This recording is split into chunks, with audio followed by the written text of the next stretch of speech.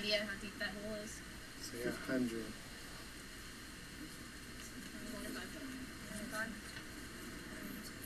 Alright. So pretty much everybody here's been in a cave before? Is that the feeling I'm getting? Anybody not? You haven't? Yeah. No? Well, welcome. This is a neat cave to come to if you haven't been to one before, or if you have, because this one's kind of different. You can sit in the boat and ride the river. So we're living here in a karst area in south central Kentucky.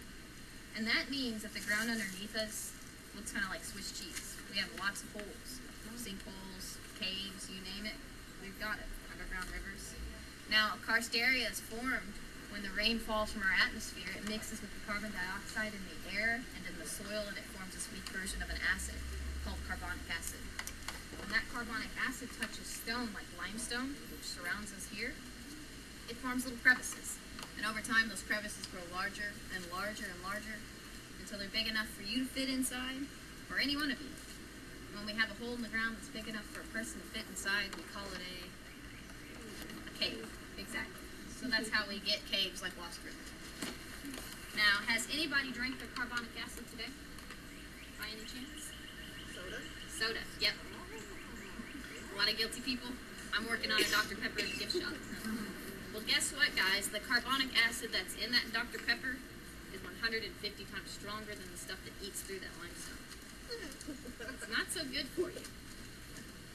Now, here, we're standing at a karst window, or a blue hole, as it's more commonly called.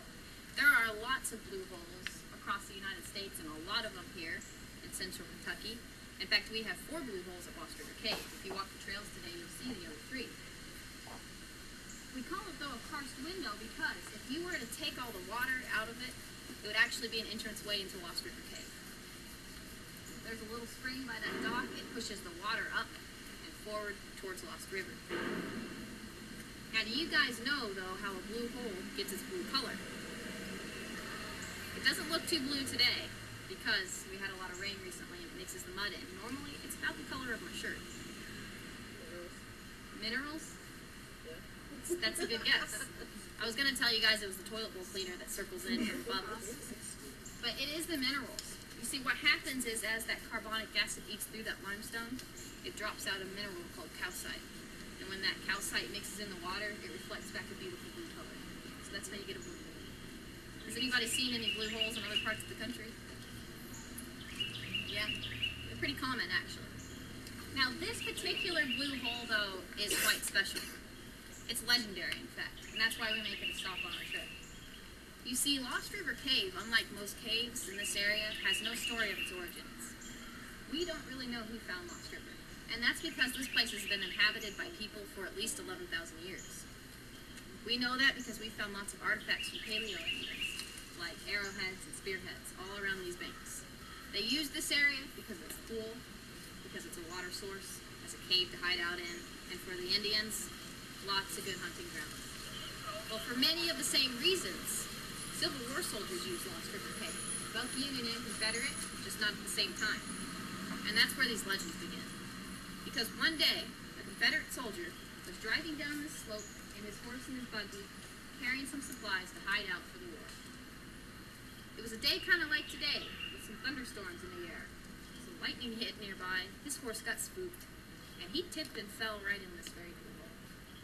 Now, when his buddies came looking for him, though, they found no horse, no soldier, no buggy, and no supplies. Just his hat floating down this river.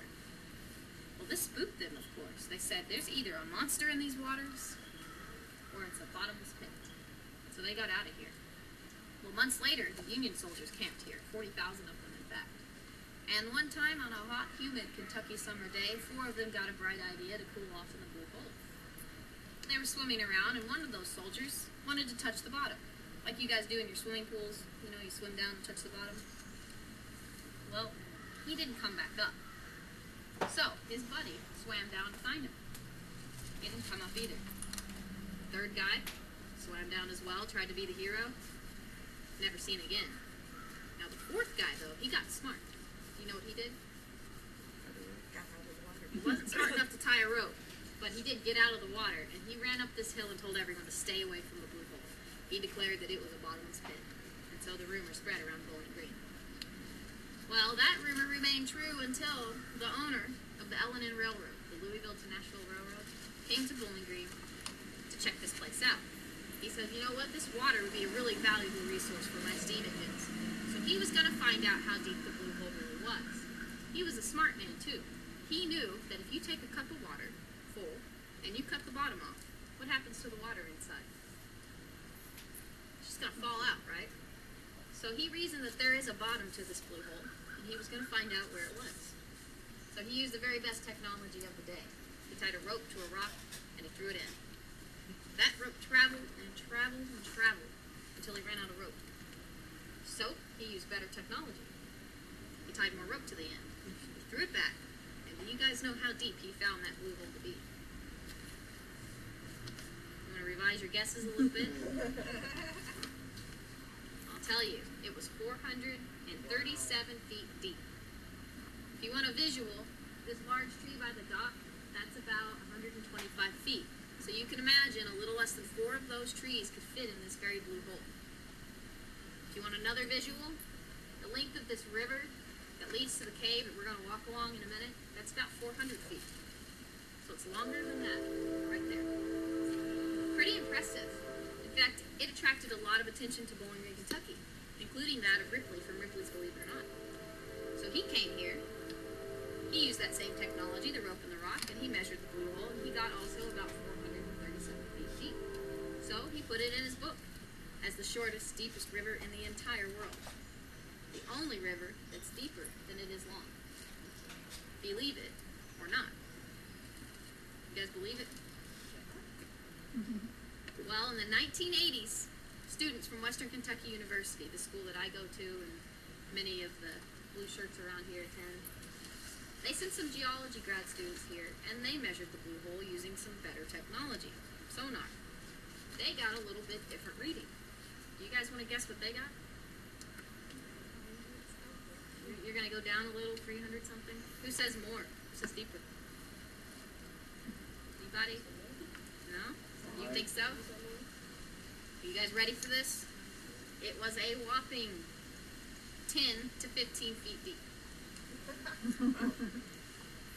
So a little bit different measurement, right? How do we come up with that kind of difference? Can anybody put the puzzle together? Must go along, down, and then go sideways. He's on the right track. He's saying it must go down along something and sideways. Sometimes I tell people it's horses, buggies, soldiers, tour guides, just filled up, filled the hole. But no, nothing filled that hole. Remember I said this is a karst area. Lots of underground rivers. So what happened is the rock hit the bottom about 10 to 15 feet in. But the rope was sucked in to an underground channel, somewhere probably underneath our feet right now. And it traveled 400 feet that way down the length of this river. So they actually measured about 10 to 15 feet down, 400 feet that way, and plus a little bit inside of the cave. And that's how they got that crazy measurement for so long. It's an underground river? Mm-hmm. So it's not connected to the... It is, and that's a good question. They call it Lost River because they didn't know, at least, where it went. All you can see is this little portion of the river. It disappears here, and it disappears in the cave. So where does it go? Well, in an underground system, a karst area with lots of holes in the limestone, the river appears above ground, and then it goes back underneath in the groundwater. Every once in a while, it's going to shoot up above ground, and that's what we've got right here with this karst system. It's a good question. You ever find the bones of the people who disappeared? Did they ever find the bones of the people who disappeared? No. And they don't pay us enough to jump in there and find out where they are. Our guess is that they were sucked into one of those channels as well. But that's why we call it a legend as of now. They do pay people to do underground scuba diving in caves, but there aren't any people like that around here. So as of now, we don't know. Maybe someday. All right, well, let's go closer to the cave then.